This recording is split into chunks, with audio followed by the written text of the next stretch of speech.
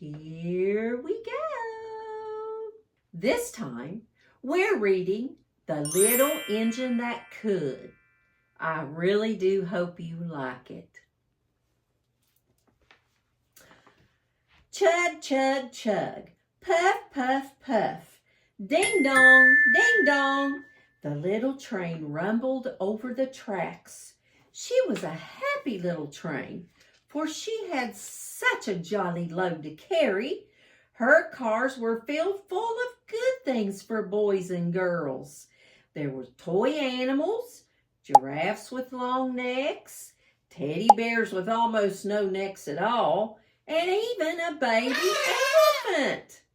Then there were dolls. Dolls with blue eyes and yellow curls. Dolls with brown eyes and brown bobbed heads. And the funniest little toy clown you ever saw.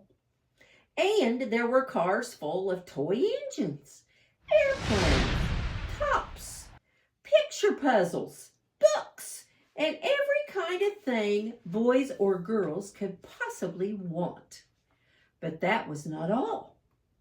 Some of the cars were filled with all sorts of good things for boys and girls to eat. Big golden oranges. Yummy. Red-cheeked apples. Bottles of creamy milk for their breakfast.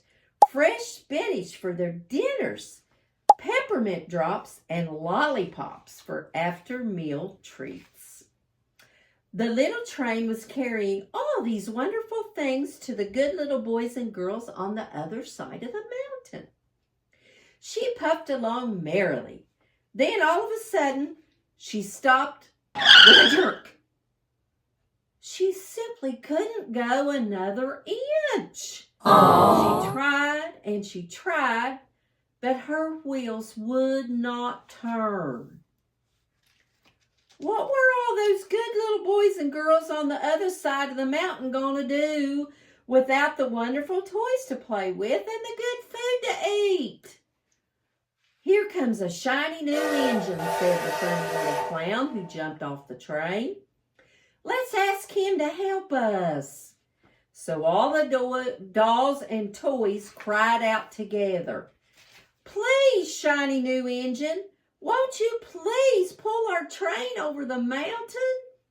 Our engine has broken down, and the boys and girls on the other side won't have any toys to play with or good food to eat unless you help us. But the shiny new engine snorted. I pull you? I am a passenger engine. I have just carried a fine big train over the mountain with more cars than you ever dreamed of. My train had sleeping cars with comfortable berths, a dining car where waiters bring whatever hungry people want to eat, and parlor cars where people sit in soft chairs and look out the big glass windows. I pull the likes of you? Indeed not.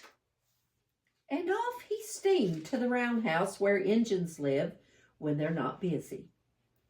How sad the little train and all the dolls and toys felt. Then the little clown called out, the passenger engine is not the only one in the world. Here's another engine coming, a great big strong one. Let's ask him to help us. So the little toy clown waved his flag and the big strong engine came to a stop. Please, oh please, big engine, cried all the dolls and toys together. Won't you please pull our train over the mountain? Our engine has broken down, and the good little boys and girls on the other side won't have any toys to play with or good food to eat unless you help us. But the big strong engine bellowed. I am a freight engine. I have just pulled a big train loaded with big machines over the mountain. These machines print books and newspapers for grown-ups to read. I am a very important engine indeed. I won't pull the likes of you." And the freight engine pulled off indignantly to the roundhouse. The little train and all the dolls and toys were very sad. "Cheer up," said the little toy clown. "The freight engine is not the only one in the world. Here comes another.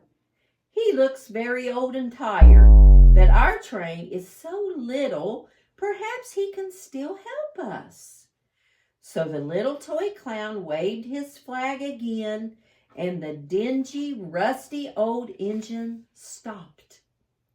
"Please, kind engine," cried all the dolls and toys together, "won't you please pull our train over the mountain?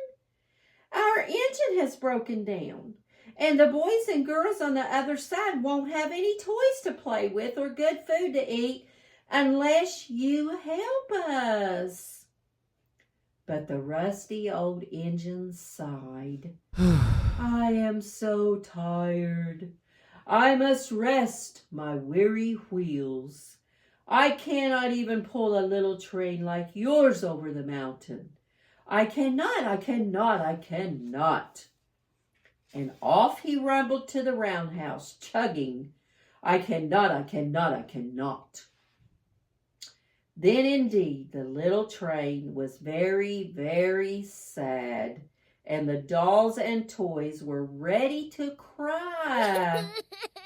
But the little clown called out, "Here comes another engine, a little blue engine, a very little one.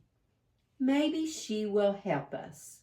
So the very little blue engine came along, chugging merrily along. When she saw the toy clown's flag, she stopped quickly. "What's the matter, my friend?" said the little engine.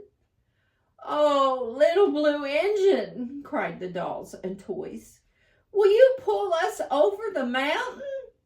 Our engine has broken down, and the good boys and girls on the other side won't have any toys to play with or good food to eat unless you help us. Please, please help." "I'm not very big," said little blue engine. "They use me only for switching trains in the train yard.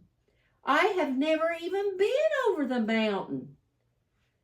"But we must get over the mountain before the children wake up," said the dolls and toys. The very little engine looked up and saw the tears in their eyes.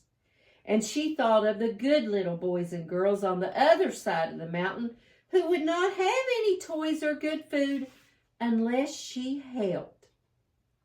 Then she said, I think I can. And she hitched herself to the little train. She tugged and pulled and pulled and tugged, and slowly they started off. The toy clown jumped aboard, and all the dolls and the toy animals began to smile and cheer. Yay! Puff, puff, chug, chug went the little blue engine. I think I can.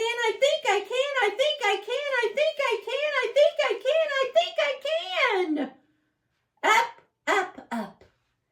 Faster and faster the little engine climbed, until at last they reached the top of the mountain. Yeah! And down in the valley they could see the city. Hooray! Hooray! Cried the funny little clown and all the dolls and toys. The good little boys and girls in the city will be so happy because you helped us, kind little blue engine. And the little blue engine smiled and seemed to say, as she puffed steadily down the mountain, I thought I could.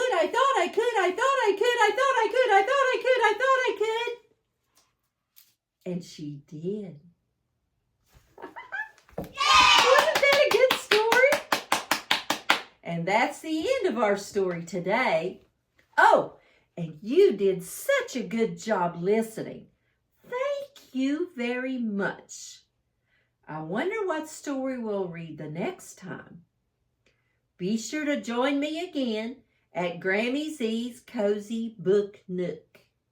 And as always, remember, Grammy Z loves you, and be kind. Can you say those last two words with me? Because they're very important. Be kind. Toodaloo.